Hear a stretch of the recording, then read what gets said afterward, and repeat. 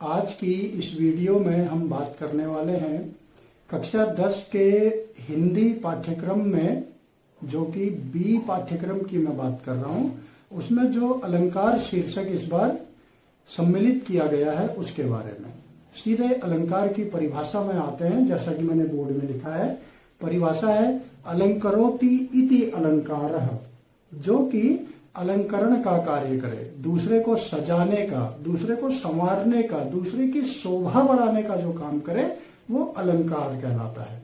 अलंकार मुख्य रूप से 3 प्रकार के होते हैं: शब्दालंकार, अर्थालंकार और उभयालंकार। शब्दालंकार, अर्थालंकार और उभयालंकार, इन अलंकारों के अंतर्गत कौन कौन से अलंकार आते हैं उसकी व्याख्या ना करते हुए मैं सीधे जो पाठ्यक्रम में हमारे अलंकार दिए गए हैं उन अलंकारों में आता हूं। हमारे पाठ्यक्रम में दिए गए अनुप्रास अलंकार, यमक अलंकार, उपमा अलंकार, रूपक अलंकार, अतिशयोक्ति अलंकार और मानवीकरण अलंकार। अब इनकी परिभाषा और उदाहरण में आते हैं। अनुप्रास अलंकार। अनुप्रास अलंकार की सबसे बड़ी विशेषता है इसमें वर्ण की आवृत्ति होती है। आवृत्ति होना, बार बार आना। एक वर्ण बार बार आता है, उस वर्ण में हो सकता है मात्राएं दूसरी हो सकती हैं, लेकिन वर्ण वही होगा। जैसे उदाहरण के लिए हम समझे तरनि तनुजा तट तमाल। मैंने केवल एक उदाहरण लिखा, तरनि तनुजा तट तमाल। देखिए, तो वर्ण, तरनी में तो वर्ण आ रहा है, तनुजा में तो आ रहा है, तट में तो आया, तमाल में तो वर्ण की आवृत्ति, यानी बार बार आया। ऐसे ही हम बिहारी का जो दोहा है उसको पढ़ लें, कहत नटत रीझत खीजत मिलत खिलत लजियात। हर शब्द में तो वर्ण की आवृत्ति यहां पर होती है। ऐसे ही उदाहरण ले लें हम, चारु चंद्र की चंचल किरणें, लगातार चौ आया। इसको आम बोलचाल खेल की भाषा में अगर हम बात करें तो खड़क सिंह के खड़कने से खड़कती हैं खिड़कियां, या फिर चंदू के चाचा ने चंदू की चाची को, जो हम ये चीज पढ़ते हैं, लगातार इसमें जो चौवर्ण की आवृत्ति हो रही है, तो ये कहलाता है अनुप्रास अलंकार। उम्मीद है कि अनुप्रास अलंकार आपका क्लियर हो गया होगा या पूर्ण रूप से आपके समझ में आ गया होगा। दूसरा उदाहरण है, दूसरा जो अलंकार हमारे पाठ्यक्रम में है वो है यमक अलंकार। यमक अलंकार की विशेषता होती है जहां शब्द की आवृत्ति और अर्थ अलग अलग होता है। एक शब्द एक से अधिक बार आएगा और जितनी बार आएगा उसका अर्थ उतनी ही बार अलग हो जाएगा। उदाहरण देखिए, 3 बेर खाती थी वह 3 बेर खाती है। 3 बेर खाती थी वह 3 बेर खाती है। अब यहां पर जो बेर शब्द 2 बार आया, दोनों बार इसका अर्थ अलग है। एक जगह पर बेर का मतलब है बार, 3 बार खाती थी, सुबह, दिन में और शाम को या रात को। 3 बार खाती थी, 3 बेर खाती थी, 3 बेर खाती है। अब केवल 3 बेर के जो फल हैं वो खाती है। ऐसे ही इसी का दूसरा उदाहरण समझिए, काली घटा का घमंड घटा। काली घटा यानी काले बादलों का जो घिरना है, काली घटा का घमंड घटा। घमंड जो गर्व, घटना, कम हो जाना। घटा शब्द 2 बार आया और दोनों ही बार उसका अर्थ अलग हो गया। तो ऐसे शब्द जहां पर मिलेंगे वहां पर होगा यमक अलंकार। यमक के बाद आता है उपमा अलंकार। 2 की तुलना के लिए सा, सम, मान, लो का प्रयोग किया जाता है।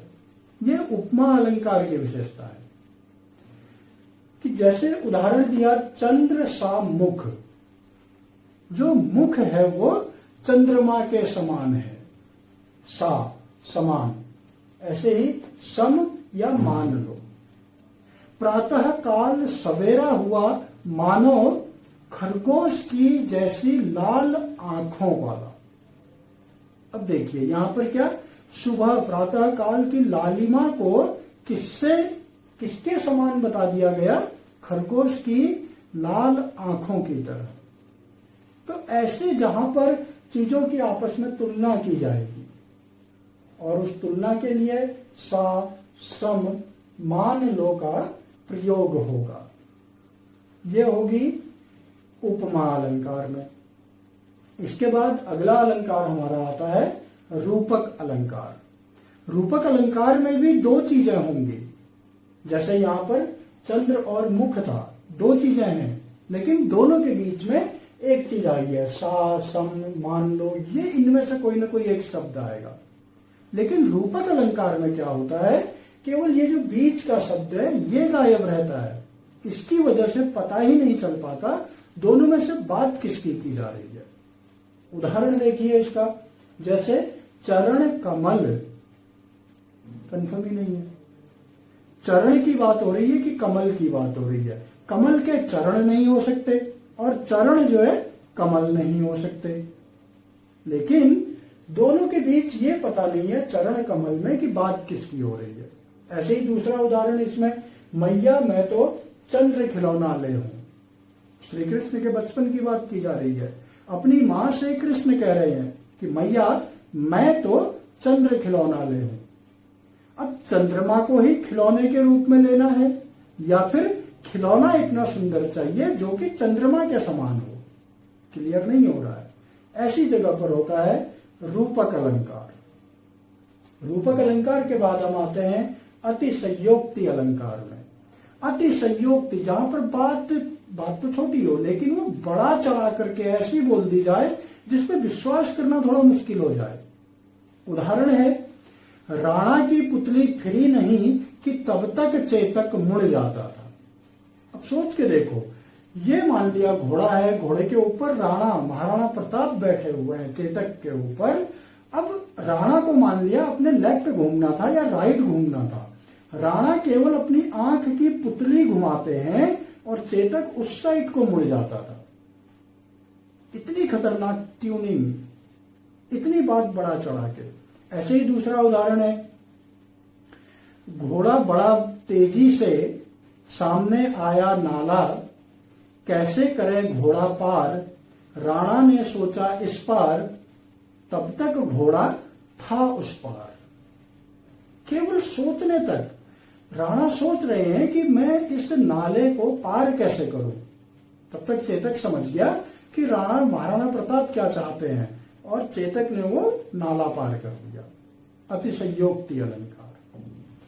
ऐसे ही जहां पर भी बात बड़ा चढ़ा करके बोली जाए वहां पर होगा अतिशयोक्ति अलंकार। उसके बाद जो हमारे पाठ्यक्रम में लास्ट जो मानवीकरण अलंकार, मानवीकरण अलंकार वहां पर होता है जहां मानव ना होती हुई चीजों में भी मानव का भेद किया जाता है या मानव की तरह उसको बताया जाता है।